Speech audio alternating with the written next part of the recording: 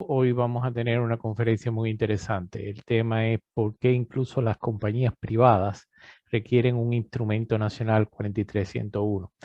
Y vamos a estar hablando de no solo del instrumento nacional 43101, sino de sus componentes más importantes que son los métodos de aseguramiento de calidad y aseguramiento y control de la calidad. Mi nombre es Ricardo Valls, soy graduado de el INGRI en Moscú, la mejor universidad del mundo, desde el 1983, así que ya tengo 37 años de experiencia. Esa cara sonriente que ustedes ven ahí arriba en la esquina, ese era yo con 23 años. Y soy uno de los primeros PGOs o Professional Geoscientists registrados en Ontario. Tengo el número 160. Y he estado muy involucrado desde el inicio con todo lo relacionado con respecto al Instrumento Nacional 43101, QAQC y todo lo demás. Además, soy el autor de varios libros de geología, QAQC, el uso de inteligencia artificial y aprendizaje automático en la interpretación de datos geológicos y demás. Es libro aquí que dice Quality Assurance and Quality Control. Es un libro que se puede comprar en Amazon. Este es el link. Y es una guía paso a paso de el mínimo que cada compañía, ya sea pública o privada, debe de tener para poder cumplir con los requerimientos de QAQC. Como les decía, el libro puede ser comprado en Amazon. Aquí tienen el link y está en forma de papel y también en forma electrónica, que claro está, es mucho más barata. Y vamos a comenzar con un poquito de historia. Y la historia, como digo yo, el principio del fin. Los que aquí estén, que son jóvenes, posiblemente no solo conozcan esto por historias. Los de mi edad pasamos por esto, vivimos por esto y fue una de las etapas más duras en el desarrollo de nuestra profesión. Entre el 1996 y digamos hasta el 1999, casi 3 años, encontrar un trabajo en geología era prácticamente imposible. Y la culpa de todo la tuvo Briex. Briex, algunos de ustedes reconocerán el nombre. Se trata del depósito de oro supuestamente más grande del mundo.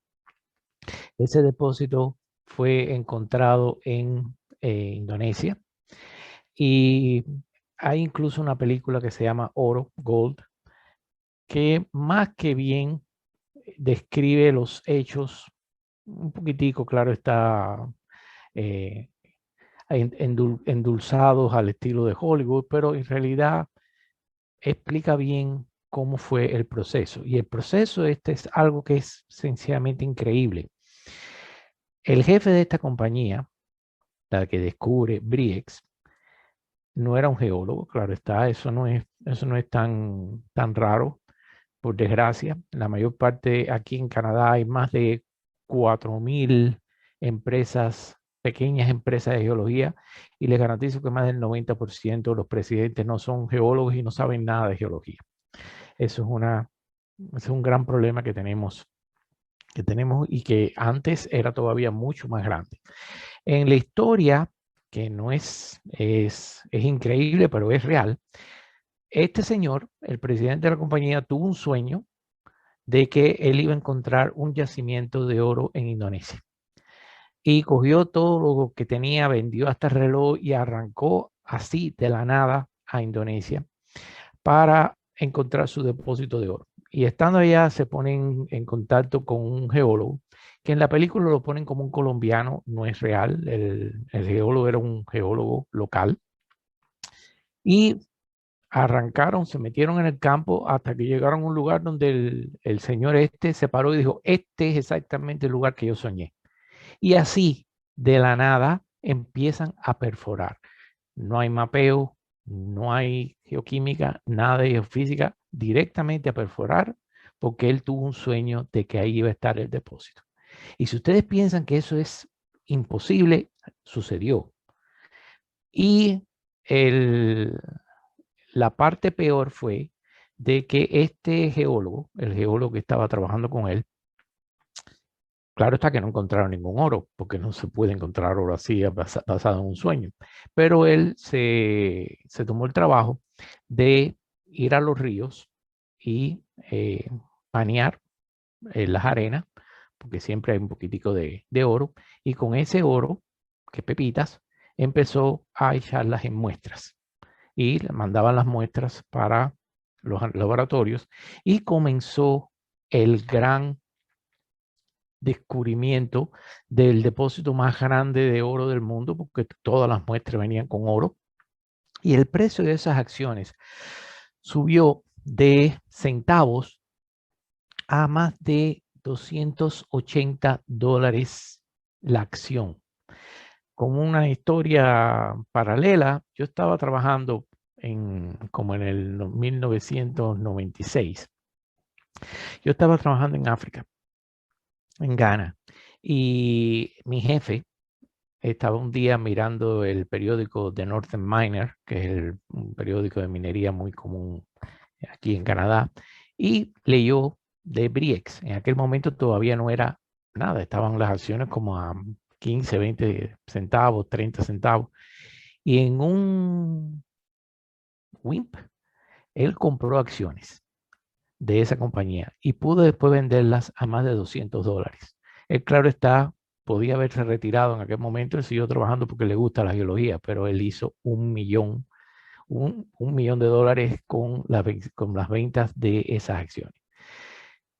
Las acciones de esta compañía, de Briex, continuaban subiendo y subiendo y subiendo y subiendo. Era la historia del 1996. Pero como seguían subiendo, las compañías grandes, como Goldcorp y otras, querían comprar el depósito y comenzaron a hacer negociaciones con el jefe de la compañía. Y que quede entendido que el jefe de la compañía no sabía, él de verdad pensaba que había descubierto el mayor yacimiento de oro del mundo, no sabía que el geólogo estaba echando oro en las muestras. Y las compañías que querían hacer este negocio fueron a hacer lo que se llama el due diligence, o sea, vamos a revisar y vamos a ir a ver el proyecto y vamos a coger algunas muestras y demás. Bueno, la primera vez que hacen eso, que van al campo, cogen muestras, las llevan a los análisis, ¡uf!, no hay oro. Ok, vuelven de nuevo a ir. Y a la segunda vez que esto sucede, comienzan la gente a preguntarse, ¿qué es lo que pasa aquí? ¿Cómo es posible? Y fueron precisamente los canadienses, geólogos canadienses, los que comenzaron a hacer investigaciones en gran detalle. Y, por ejemplo, encontraron, hay fotografías de las muestras pulverizadas que tenían dentro granitos, nuggets, pepitas de oro, redondeaditas y todo, que son las que sacaba del río. El caso fue que se descubrió el engaño y las acciones de BabyX cayeron de $286 a nada y después dejaron de funcionar. Aquí en Toronto hay un bar en Front Street, cerca del lago, que es muy famoso porque el dueño de ese bar tenía montones de acciones de Briex. Y claro está, cuando perdieron el valor por completo, que digo, bajaron de 2.86 a 0 y después sencillamente dejaron de ser tramitadas en el mercado, él cogió todas sus acciones y las pegó en la pared como si fuera empapelado. Y toda la gente que tenían acciones de Briex iban a ese bar y pegaban las de ellos en la pared. Yo no sé si todavía estará, porque bueno, hace rato que yo no he podido pasar por allá, porque con el COVID no se puede estar saliendo a bares ni nada por el estilo, pero hubo un momento que todas las paredes del bar estaban cubiertas de acciones de Briex. El efecto de Briex fue horrible. La gran mayoría de la actividad geológica de investigación se basa en dos factores. Uno, el dinero que las grandes compañías les dan a las juniors, a las pequeñas, para que ellos hagan la exploración y ellos tomen el riesgo de del trabajo de exploración, que generalmente es muy riesgoso. Y si da resultado, bueno, ellos tienen el derecho a comprar el proyecto. La otra gran fuente era los inversores, o sea, el dinero público. Y les digo a ustedes que después del desastre de Briex, no había un inversor, no solo en Canadá, en ninguna parte del mundo, que quisiera poner un centavo en geología. Y durante 2 o 3 años no hubo manera de hacer ningún trabajo. La actividad geológica desapareció. Y eso se combinó también como si fuera un gancho y después el uppercut, de que al mismo tiempo surgen las famosas compañías .com, todas estas compañías de software y demás que salían de la nada, hacían millones y después desaparecían. Sencillamente el mercado dejó de creer en la actividad minera. Y eso hubiera sido sencillamente peor si no fuera a ser de nuevo gracias a los canadienses. Los canadienses, el Toronto Stock Exchange, o sea, el que regula todas las inversiones aquí en Toronto, se dieron cuenta de que había que rescatar el prestigio de la actividad minera y darle confianza al inversor. Y crean 2 cosas. Crearon el concepto de persona calificada y crearon el Instrumento Nacional 4301. Y la persona calificada es una persona que es un geólogo que tiene experiencia y hay una serie de condiciones que yo voy a hablar de ellas un poquitico más adelante, pero fundamentalmente que es independiente de la compañía. O sea, la persona calificada que hace un reporte técnico, en la mayor parte de las ocasiones tiene que ser independiente, tiene que ser un especialista y muy importante, es responsable legalmente de lo que escribe. Es como los ingenieros que si hacen un puente y se cae, ellos son responsables legales financieros y legales de lo que pasa. Por eso es que cuando nosotros, los QP, ponemos nuestro sello y nuestra firma, estamos comprometiéndonos de por vida con lo que se está escribiendo en ese reporte. Y el 4301 como tal creó una estructura de presentar la información de forma tal que cualquier inversor pudiera entender el verdadero valor de la propiedad donde ellos quisieran poner su dinero. Ahora, lo primero que se hizo fue, por lo menos en Canadá, los canadienses fueron los primeros, los pioneros en esta práctica fueron los canadienses. Lo primero que había que definir era, definir qué cosas eran recursos y qué cosas eran reservas, las distintas categorías que habían y más o menos qué condiciones tenía que tener un depósito, digamos, para que pudiéramos decir que eran recursos estimados o medidos o indicados o reservas probables o probadas. Y hay un instituto aquí en Canadá que se llama el CIM, que es el Canadian Institute of Mining, Metallurgy and Petroleum, que fue el que hizo el trabajo, como digo yo, el trabajo del negro, de preparar todas estas definiciones y al mismo tiempo creó lo que se llama las mejores prácticas de exploración. Y para todos los que están viendo este seminario ahora, les recomiendo mucho, si no lo han hecho antes, que vayan al sitio, es www.sim.org, y ahí podrán ver todas estas definiciones y pueden bajar las prácticas de exploración. Esto es un material increíblemente útil para organizar su trabajo. Porque ¿qué es lo que sucede? No tanto ahora, ya llevamos más de 15 años en esta gracia de los 4601, pero sobre todo al principio, cuando una compañía quería hacer o tenía que hacer, porque las compañías públicas están obligadas a hacer reportes técnicos cada vez que llegan a un milestone, a un punto de desarrollo de su trabajo. Digamos, si duplican los recursos, tienen que hacer un 43-101. Si adquieren una nueva propiedad, tienen que hacer un 43-101. O sea, hay objetivos que provocan que se hagan 43-101. Pero ¿qué es lo que sucedía? Cuando, digamos, una compañía decía, ok, nos toca hacer un 43-101, vamos a contratar a una persona calificada que venga y haga el 43-101. Pero el problema es que, digamos, a mí me llamaban y dicen, no, mira, queremos que tú hagas un 43-101, pero me llamaban cuando estábamos en la parte aquí de abajo del proyecto como tal, en la parte donde dice, donde está aquí el disclosure. Pero en este momento, si habían habido problemas durante el trabajo, durante el tiempo que ellos habían estado trabajando, ya no había manera de solucionarlos. Ya eran errores que existían. Deben ponerles un ejemplo. En el año pasado, yo fui a hacer un 43-101 de una compañía que tenía una mina de oro. Esa mina había estado produciendo por 72 años y en total tenían aproximadamente 200,000 o más datos.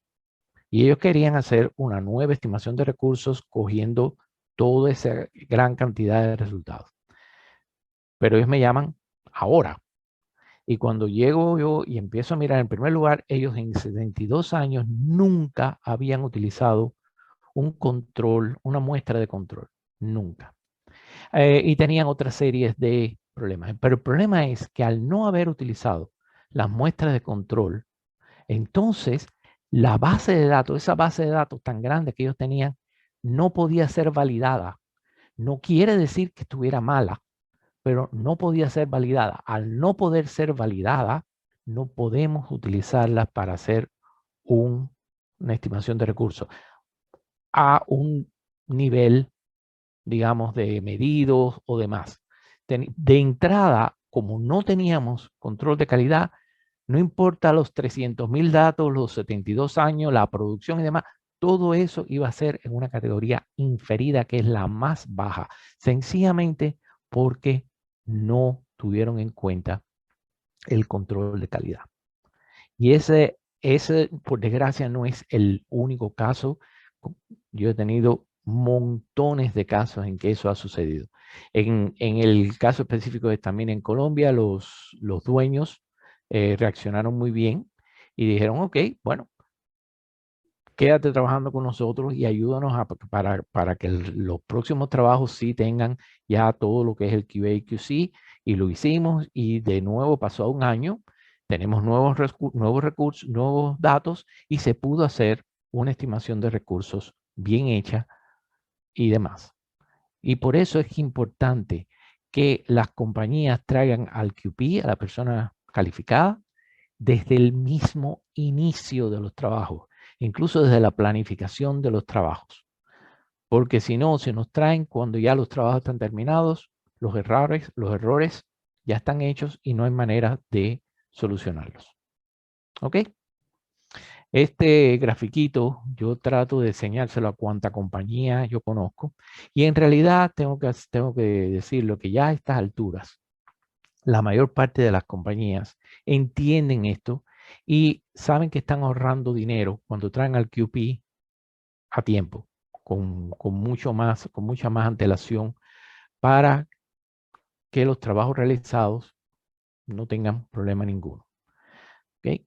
Y si se acuerdan del título de nuestra tesis, de nuestra presentación, es que en estos momentos, incluso las compañías privadas que no están obligadas a hacer 43-101 porque no se les requiere, ellos quieren hacerlo porque saben el valor que le da a su proyecto el tener un 43-101, el tener QAQC, el tener una persona calificada firmando sus reportes.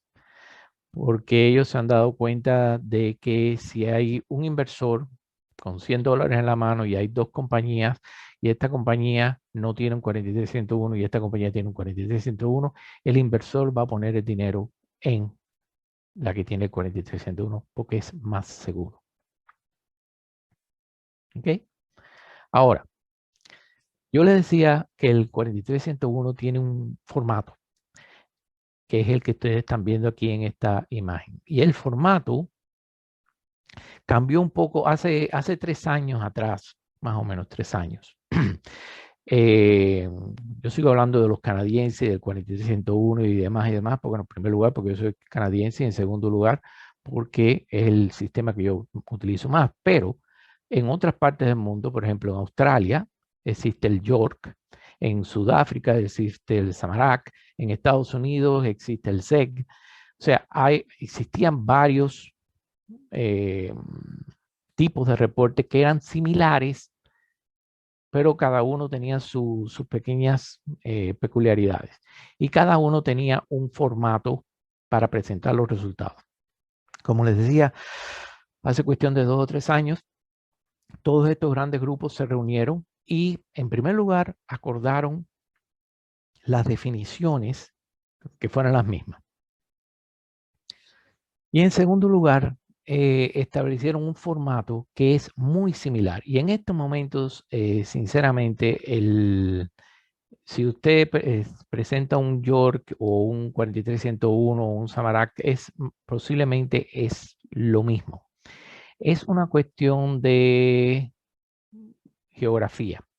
Digamos que en toda América el 43-101 es rey, pero en Australia, Australasia, China y demás, el York es más importante. Pero, como les digo, son muy intercambiables en este momento.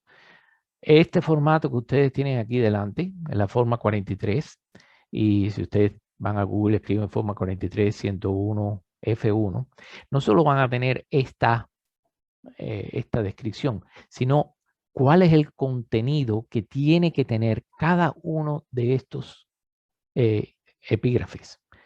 ¿Qué es la información que tiene que estar en el sumario, en la introducción? Así, uno por uno, está todo explicado, masticado. Hay muchos geólogos, al principio sobre todo, ya no muchos, que no les gustaba esto, lo consideraban una limitante, en el sentido que me están obligando a hablar de esto y yo no puedo hablar de la geología y me están limitando. Y el problema es que el reporte técnico es un reporte técnico, pero un reporte técnico muy específico. Es un reporte técnico para el inversor. Esto no es un trabajo académico. Si ustedes quieren hacer un trabajo académico, por favor, hay montones de revistas geológicas donde ustedes pueden escribir y hablar de todo lo que ustedes quieran, pero el reporte 46-101 es un reporte para el inversor. Y hay un balance que no es muy fácil. Por un lado, tienen que brindar información técnica, pero al mismo tiempo, esa información técnica tiene que ser entendible por un inversor normal. Un inversor normal en Canadá es un buen inversor. Los inversores que trabajan en la minería y demás aquí en Canadá entienden de geología. Muchos son geólogos. Pero como quiera que sea, el reporte tiene que ser fundamentalmente orientado para darle seguridad al inversor de que sí, su dinero va a estar bien invertido si lo ponen en esta compañía. Otra forma en que yo explico el 43-101 es como una fotografía. El 43-101 es que ustedes llegan a la compañía y le tiran una foto de que esa foto es qué es lo que se ha hecho hasta el momento en que ustedes hicieron la visita. Una cosa importante, no había mencionado, que las regulaciones del 46-101 exige que la persona calificada visite la propiedad en persona, que esté allí, se toma una fotografía al lado de un poste donde están las coordenadas y demás. La visita de la persona calificada a la propiedad es mandatoria. Incluso en esta época del coronavirus, en la cual es prácticamente imposible viajar, bueno, por el momento se le permite no visitar la propiedad, pero cuando se pueda, tiene que volver, la persona calificada tiene que ir a la propiedad y tiene que reescribir el reporte especificando que sí, ya yo visité la propiedad. Y la mayor parte del formato del 43101 es, como yo les decía, descriptivo. Es sencillamente decir qué es lo que se hizo, cómo se hizo y demás. Hay 2 o 3 puntos nada más en el cual se exige que la persona calificada dé su opinión. Y una de ellas es el punto 12, la verificación de los datos. ¿Okay? Esa es la más, el punto 11 y el punto 12 son las dos únicas partes donde la persona calificada tiene que escribir en el reporte si él está de acuerdo o no de que los datos con los que se están trabajando tienen la calidad suficiente como para poder ser utilizados a la hora de una estimación de recursos o de reservas. Y ese es el problema grande, como yo les decía en la figura anterior, que a veces te llaman cuando ya todo el proceso está terminado y si hay un error, no hay forma de corregirlo. Por eso es mejor que las compañías traigan a la persona calificada desde el mismo inicio y que participe en la planificación de los trabajos para que no hayan este tipo de problemas.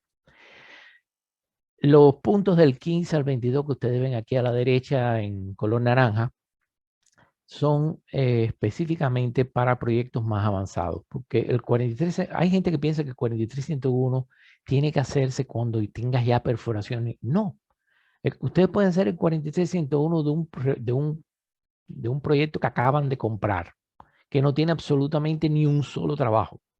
¿Okay? Eso se puede hacer un 43101, pero en esos casos los puntos del 15 al 22 no se aplican. Si notan, verán que, por ejemplo, el punto 1, 2, 3, el 12, el 14 y demás están en negritas. Esos son los más importantes. Esos son los que cuando ustedes presentan el 43101 y lo quieren guardar, y les voy a decir dónde, eso es lo que primeramente se revisa.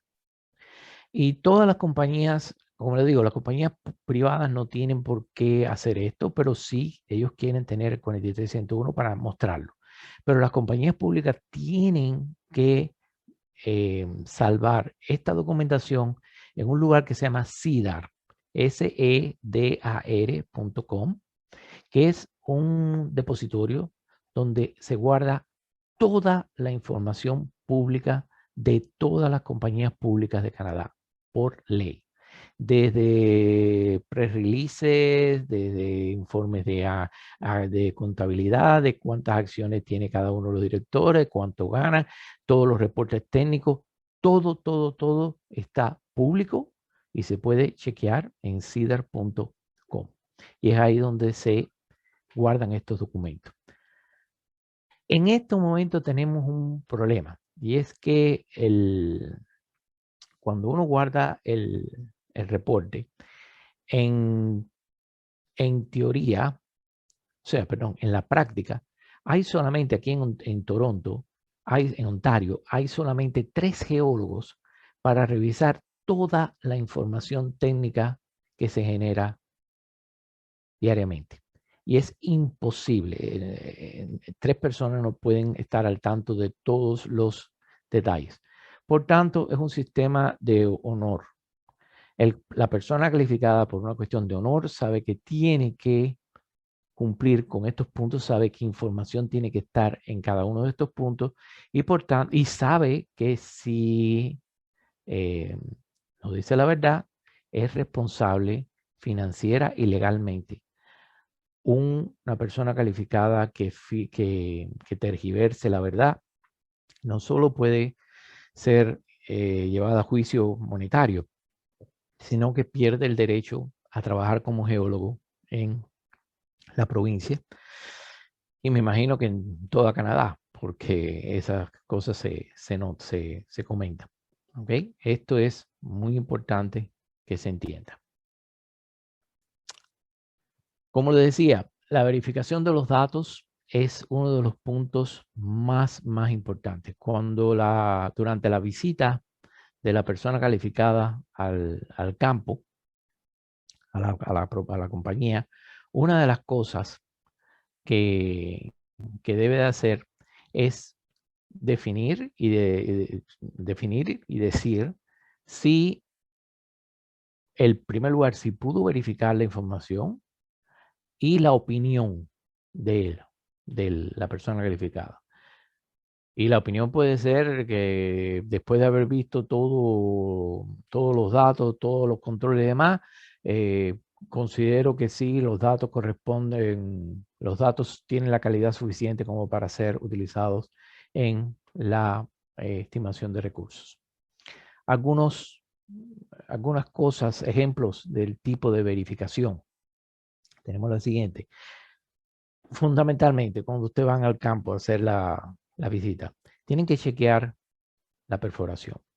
Y se chequea la perforación muy sencillo, se cogen 3, 4 plataformas, van con su GPS, chequean la localización con su clinómetro, chequean la inclinación del pozo, con la brújula, el azimut y demás. O sea, se chequean 3, 4 plataformas para estar seguros de que no hay problema con eso. También la parte más interesante son el chequeo de los resultados.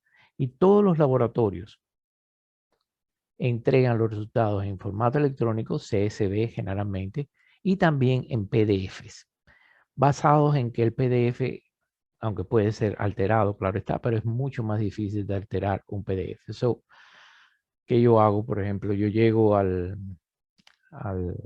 compañía y solicito los PDF y escojo al azar 5 o 6 resultados y después les pido que me muestren en la base de datos de ellos esos resultados y chequeo de que los valores estén correctos. Porque anteriormente había la posibilidad de un error humano en el sentido de que alguien estaba escribiendo a mano los resultados y se le olvidó de poner un punto y en vez de 37.2 tenía 372. Ahora como los resultados vienen directamente del laboratorio, ya eso no es tan posible, pero siempre existe la posibilidad de que alguien adrede cambie algunos valores. Por desgracia es así y esa es la importancia del trabajo del QP, de chequear todas estas posibilidades. Hay que chequear el Rorschach, donde se guardan los testigos. Y con respecto a eso, una de las partes de la visita es que la persona calificada tiene que seleccionar una X cantidad de muestras. No tienen que ser muchas. 5, 10 muestras. Y que él mismo las tome, las mantenga bajo su control todo el tiempo y él mismo las envíe al laboratorio. Generalmente yo recomiendo coger 3, 4 muestras de zonas de alta mineralización, 3, 4 muestras de zonas de baja mineralización, 3, 4 muestras de zonas sin mineralización ninguna. Y esas muestras se mandan a un laboratorio, preferiblemente el mismo laboratorio por la misma tecnología y demás, y se comparan los resultados obtenidos. Claro está que sobre todo que si estamos hablando de oro, nadie va a esperar la muestra original dio 3.2 gramos por tonelada, el duplicado tiene que dar 3.2 gramos por tonelada. Seguro que no, porque está el efecto Pepita y demás. Lo que queremos ver es si todas las muestras que se suponían que dieran valores altos de oro, dieron valores altos de oro. Y que las muestras que contenían valores medios, dieron valores medios. Nadie se va a poner enojado si alguna muestra que dio valores medios da un valor alto. Pues eso no es mucho problema. Pero sí es un problema si, por ejemplo, una muestra que originalmente se consideraba que no tenía mineralización, viene con mucha mineralización. Eso ya es una bandera roja y la compañía haría muy bien en hacer un remuestreo y demostrarle bien a la persona calificada de que fue un error inicial de ellos, pero que el resto de las muestras funcionan bien. Harry Parker lo dijo muy bien: no asuman nada, chequéenlo todo y no confíen en nadie. Yo estudié en la Unión Soviética y había un lema de Lenin en aquella época que se decía «Доверяй, no проверяй», que dice, que traduciendo sería «confía pero verifica». ¿Okay? Así que es muy importante esta parte de la visita. Y sencillamente les digo que una visita al campo del QP puede matar o sacar arriba un proyecto. Depende de si las compañías hicieron un buen trabajo. Ahora, ¿cuál es ese buen trabajo que yo estoy hablando? Es precisamente en los controles de calidad y de aseguramientos. Y voy a tener que hablar un poquitico más rápido. En los próximos 15 minutos quiero hablarles un poco de el QA/QC, los tipos más comunes de muestras de control, cómo se hace un programa de QA/QC para el trabajo en el campo, cómo se determina la calidad del programa, un diagrama de flujo como un ejemplo. Y aunque no, porque no me daría tiempo ni siquiera 2-3 horas, es la parte del QA para cómo nombrar las rocas y alteraciones en el campo de una forma sistemática y homogénea. Esto es un curso de 2 o 3 días, pero yo quiero decirles que existe y darles algunos puntos al respecto de cómo funciona. Empecemos con el aseguramiento de la calidad. El aseguramiento de la calidad consiste en una serie de documentos que pueden ser textuales, pueden ser gráficos, no deben de ser orales, debe de haber un récord donde se explica cómo es que se hace cada tipo de trabajo que la compañía realiza. Esto tiene dos objetivos. Uno, el regularizar y que todo el mundo haga el mismo trabajo de la misma forma. Y dos, el que los nuevos geólogos que llegan a trabajar a una compañía tengan un material que pueden estudiar para poder comenzar a trabajar de una forma más efectiva, más rápido. Perdón, un minuto.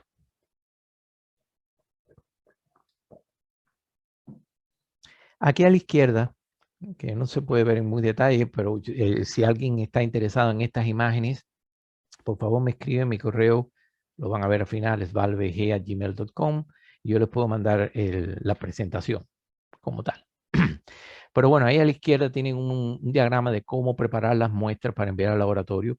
A la derecha tienen unas tarjetas que esta es la versión más sencilla, digamos, para un muestreo de suelo, que yo siempre recomiendo a las compañías donde yo trabajo.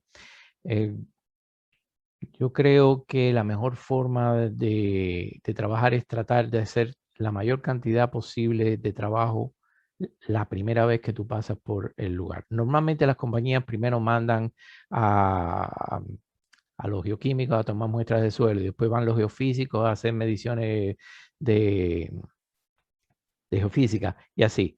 No, es posible crear un grupo multidisciplinario, yo le llamo el Complex System Approach o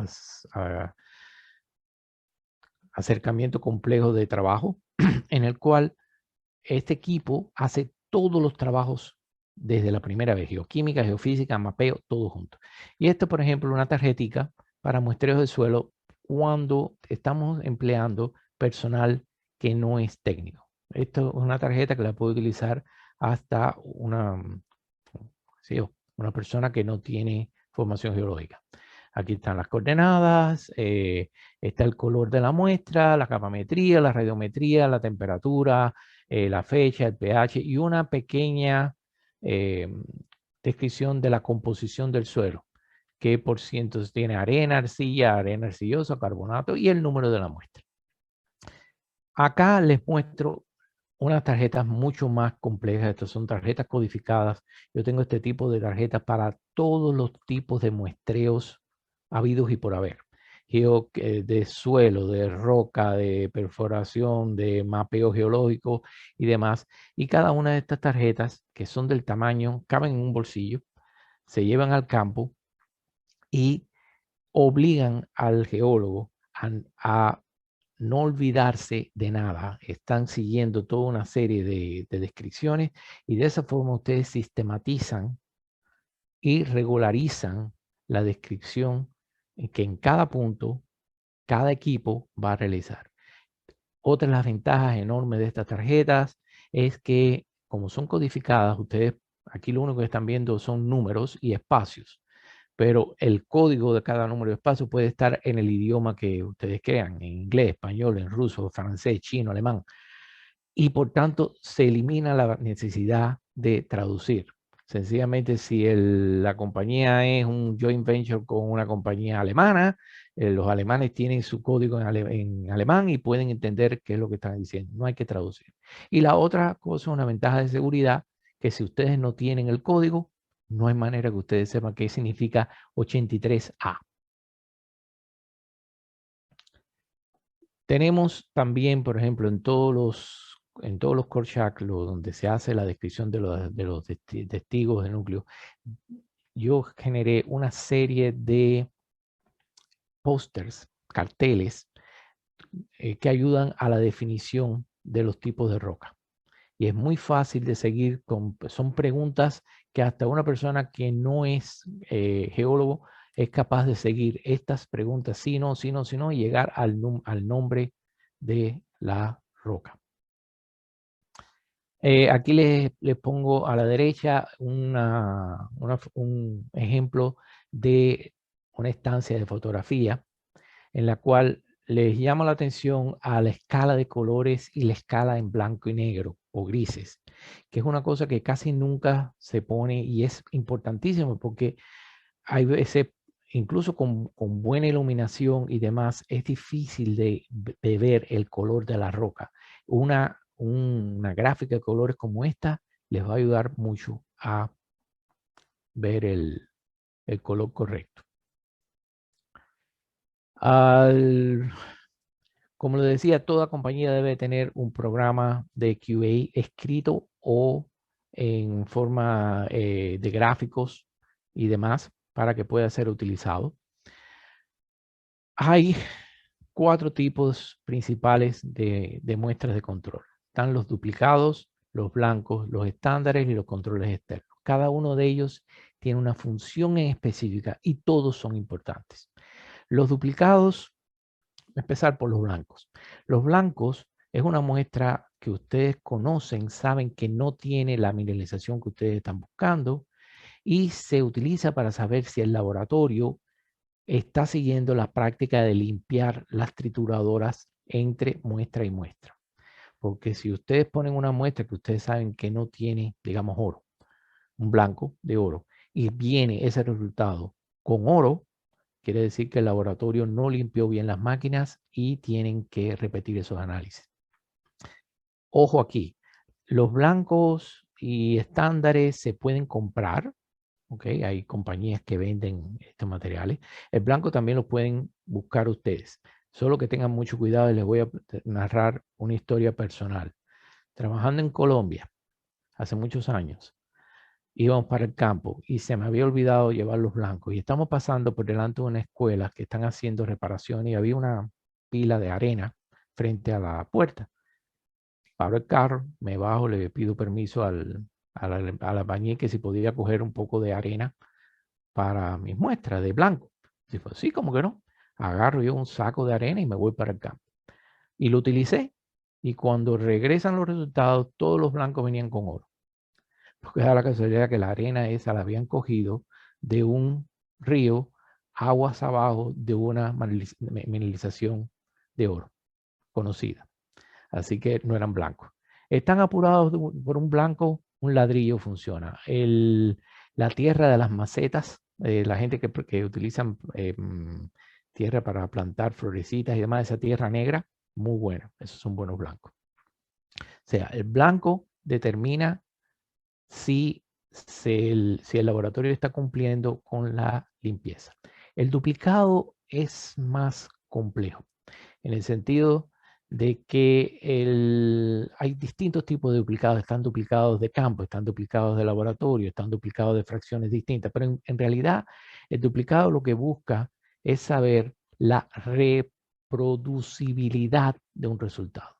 En teoría, si un laboratorio coge la misma muestra y la analiza 15 veces, debe tener 15 veces el mismo resultado. Pero todos ustedes conocen el efecto pepita del oro. Y para el caso en específico del oro, los duplicados muchas veces no funcionan y no es culpa de nadie. Es que el oro es así. Por tanto, pero si tienen yacimiento de cobre, plomo, hierro, zinc, si hay problemas con los duplicados, es un problema que el laboratorio tiene que chequear. Y como les decía, es para chequear la reproducibilidad del resultado. El estándar de nuevo lo pueden comprar o lo pueden hacer ustedes mismos. Para hacerlo ustedes mismos tienen que coger una gran cantidad de material de su depósito. Estoy hablando 50 kilogramos por lo mínimo. Ir a un laboratorio, moler todo eso hasta las 150, 200 mallas y de ahí coger alicuotas, coger 10 muestras y mandarlas a este laboratorio, 10 muestras a este, 10 muestras a este, 10 muestras a este, 10 muestras a este, y después hallar el valor medio y la dispersión de todos esos resultados de los distintos laboratorios. Ese es el mejor estándar que ustedes pueden tener porque va a ser representativo de la matriz de su depósito. También pueden comprarlo. Lo único que les digo es que cuando vayan a comprar un estándar, lo importante no es el contenido, sino la matriz con que fue preparada. Si ustedes están trabajando en una zona de rocas carbonatadas, la matriz de su estándar debe ser carbonatado. Si están trabajando en granitoide, la matriz tiene que ser silicio. ¿Okay? Esto es muy importante. Hay gente que dicen que ustedes tienen que tener un estándar alto y un estándar bajo.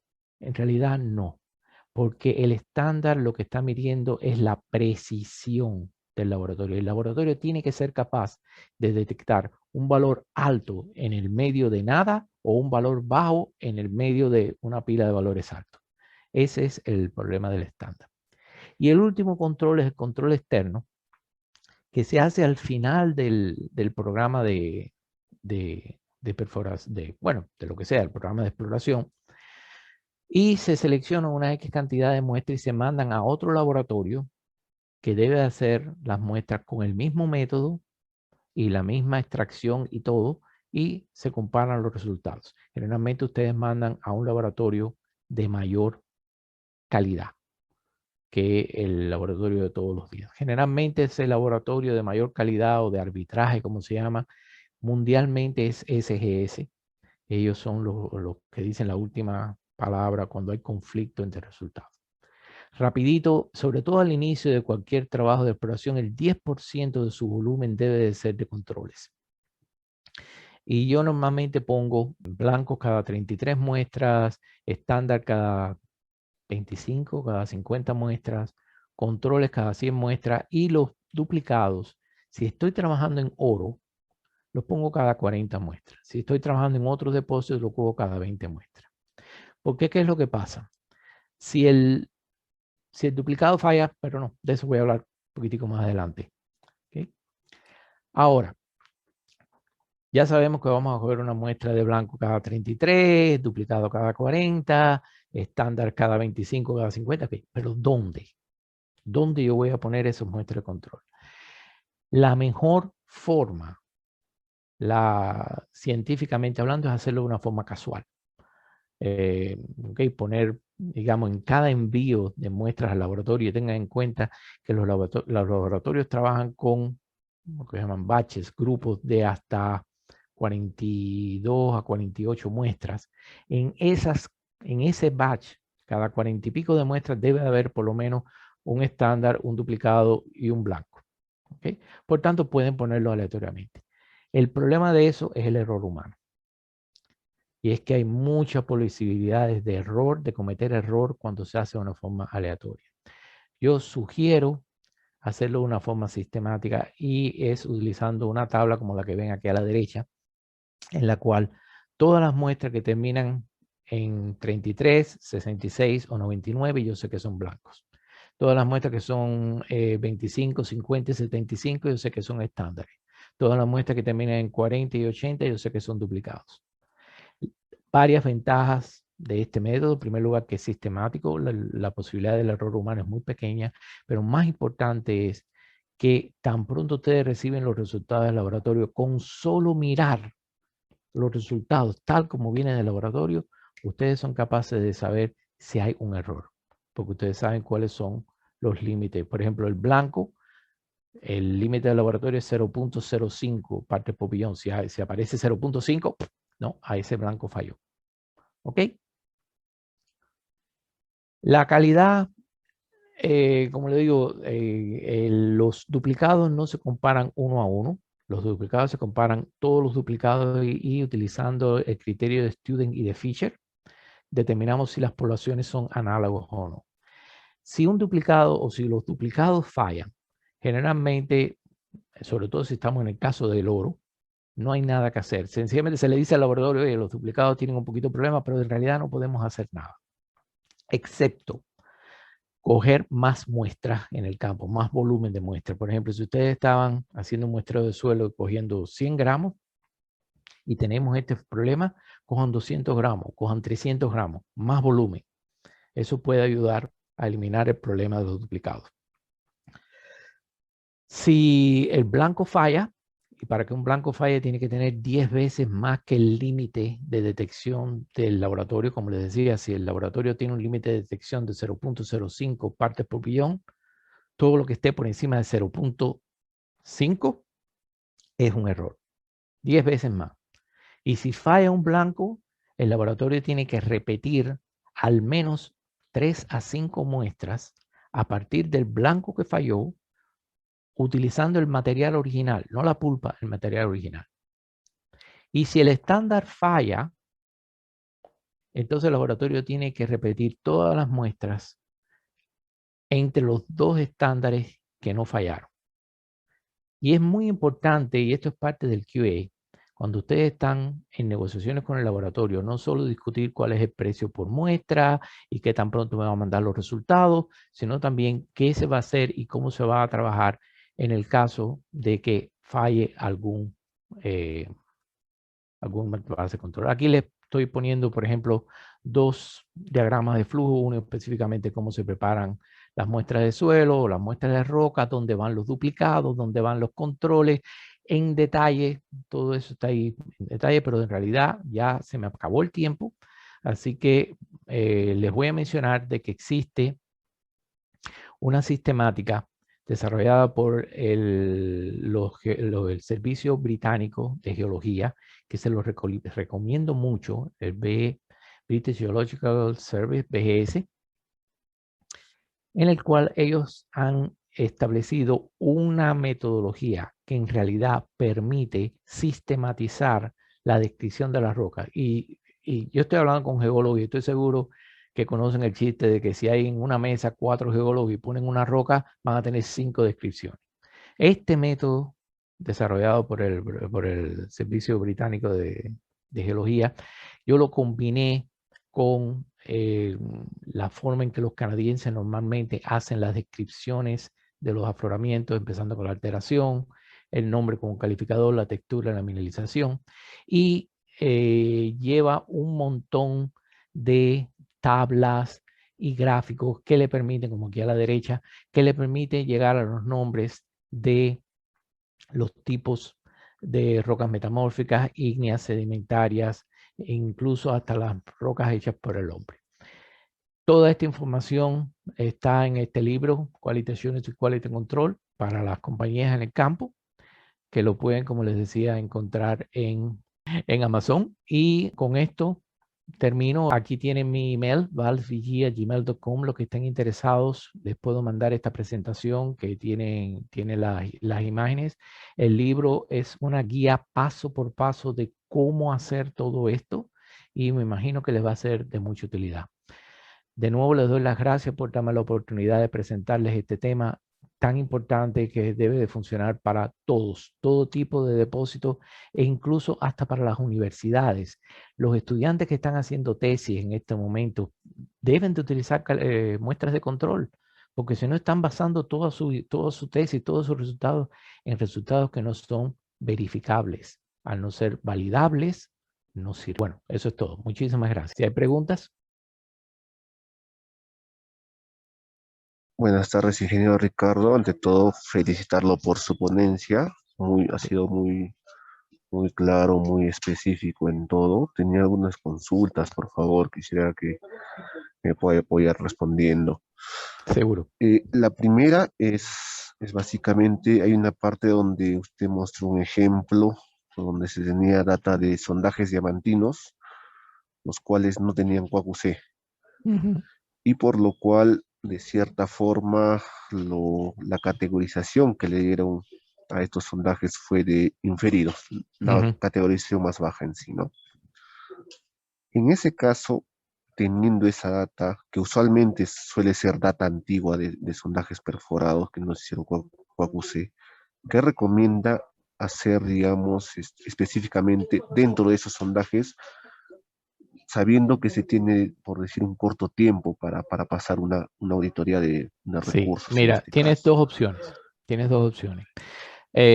Una, si tienes las pulpas, ok, sí, bueno, sí, porque eso es otra cosa. Las compañías deben de guardar las pulpas. Entonces, muy sencillo. Sencillamente, haz un muestreo aleatorio casual de 100 muestras de la base de datos. Las mandas a hacer los resultados de análisis utilizando el mismo método y la misma extracción que utilizó el método, el programa original y determina el control de calidad. Si tú puedes determinar que los resultados son o semejantes o que hay, digamos, un error sistemático, eso no es problema, porque tú puedes, digamos que siempre tus valores van a estar más altos que los anteriores o más bajos que los anteriores, tú puedes corregir todos los datos, tú puedes hacer una ecuación de regresión y corregir todos tus datos y ya puedes decir que tu base de datos completa está validada. Si no tienes las pulpas, puedes ir a el testigo y volver a hacer el muestreo del testigo. En el caso que yo te estaba explicando, lo que se hizo fue volver a la mina, porque ellos no tenían el testigo, pero sí tenían los lugares marcados dentro de la mina donde habían los muestreos de las paredes y demás, y se escogió una X cantidad de muestras, se volvieron a remuestrear, se mandaron al laboratorio, mismo método y demás, y se pudo demostrar de que los resultados eran análogos. Y de esa forma yo pude decir, ok, esta base de datos ya está validada y pudimos llegar a categoría medida e incluso reservas. Muchas gracias, ingeniero. Por favor, permítame hacerle una última pregunta. Si bien es cierto, hoy en día está ingresando, bueno, al menos acá en Perú, está empezando a ingresar con bastante fuerza este tema de lo que es Machine Learning, inteligencia artificial. Yo quisiera saber si uno realiza en el yacimiento donde trabaja una estimación utilizando Machine Learning, probablemente inteligencia artificial, puede ser llevado, validado para un I 43101. Muchas gracias. Esa pregunta está muy buena. Mira, depende de dónde tú vas a presentar tus resultados. Aquí en Canadá, incluso por provincia, en Ontario son muy, ¿cómo diría? Muy rígidos. Y ellos dicen, no, nosotros queremos resultados. En primer lugar, tienes que validar tus datos. ¿Ok? Si tienes tus datos validados, ya tienes el 50% ganado. Pero el sistema que tú vas a utilizar para hacer la estimación de recursos, Leapfrog, Volcan, GenCom, Voxler, el que sea, es conveniente que tú averigües o sepas cuál es el sistema que se acepta sin problemas. Porque recuérdense que el reporte técnico no es un papel científico, es un reporte que es para buscar dinero, es un reporte que es para que sea aprobado y que el inversor se sienta con tranquilidad. Y si es un inversor que es un poco conservador, te va a decir, ¿sabes qué? Sí, yo entiendo inteligencia artificial y todo eso, pero yo quiero mis recursos con Genco. Entonces no vale la pena que pierdas tu tiempo utilizando inteligencia artificial para eso. Utiliza el sistema que el resto del mundo está utilizando donde tú estás. Puedes hacerlo, generalmente yo cuando hago una estimación de recursos, yo utilizo 2 o 3 métodos distintos para comparar los resultados por métodos distintos. Una cosa como esa yo utilizaría que sería Gen con Interdex y el método tuyo de inteligencia artificial. Y eso ayudaría a educar también a los inversores diciendo, ve, los resultados son similares, pero no te aconsejo que presentes una estimación de recursos a la bolsa basado solamente en inteligencia artificial. No estamos ahí todavía y sencillamente puede ser que te digan que no te lo acepten porque eso no está aceptado por todas partes. Espero que me entiendas.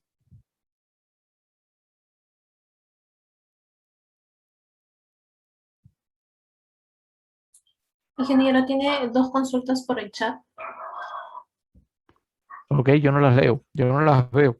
Ok, bueno, Claudia dice mil gracias Ricardo, excelente información. Sí va a colocar su PPT en su canal. Yo podía mandarte el PowerPoint a ti Sí, y claro que sí. tú se lo repartes a los participantes o el que quiera me escriba a mí y yo les mando el PowerPoint. Lo Pero que sí, podemos hacer es, yo ahorita les mando un formulario a todos los que han asistido acá por el chat y así usted me manda su presentación y ya yo me encargo de distribuirlo. pero me vas a tener que mandar tu correo porque yo tengo el de tu esposo. Sí, no se preocupe. Igual yo le pido que él escriba o yo le escribo, así que eso Ok, sí, sí, lo el arreglamos PowerPoint rápido. va a estar disponible. Ujú. Por favor, llenen ese pequeño formulario que les he dejado para atender los correos de todos. No sé si todos se inscribieron por el primer formulario, porque como ya he repartido el link, sería importante que lo llenen y así ya yo les mando la presentación. Tenía otra pregunta más. ¿La norma SK 1300 rige también en Canadá? No, en Canadá funciona el 43101, el F1, el NI, pero todo es 43101 para la minería. El petróleo tiene otro código. Yo les recomiendo a la persona que me haya hecho esa pregunta que vaya a www.sim.org y ahí están todas las definiciones, todo lo van a encontrar ahí en un solo lugar, todas las formas y demás. Hay otro nivel porque el 43101 es un reporte técnico, pero hay 43101 que se hacen, por ejemplo, para estudios de factibilidad bancaria.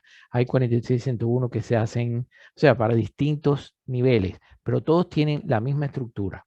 ¿Ok? El objetivo a veces es más, piden más detalle.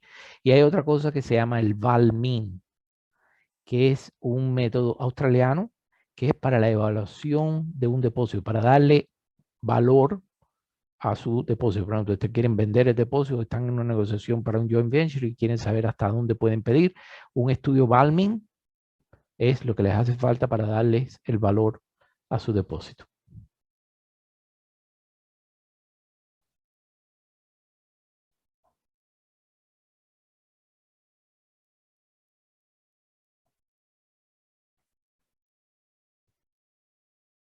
¿Alguna otra pregunta?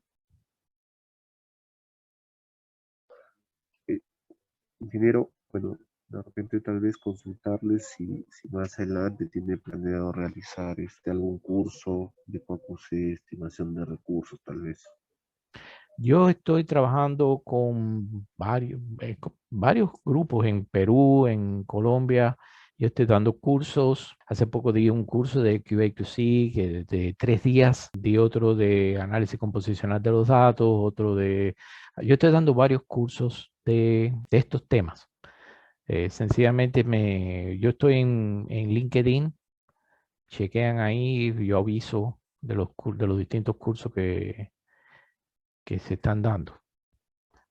Muchos son gratis. Los cursos estos de 1 hora, hora y media son gratis. Los cursos de 2, 3, 4 días, 5 días, esos sí son pagos. Y si me preguntan el precio, no sé, porque yo no estoy organizando el curso como tal. Yo lo doy. Ahí es otro, digamos, por ejemplo, AMP, ellos organizan todo, cobran y demás, y ellos sencillamente me pasan a mí mi parte. Yo sencillamente doy el curso. Todavía yo no me he dedicado a organizar cursos yo por mí mismo. Bueno, muchas gracias a todos y como digo, vamos a seguir trabajando.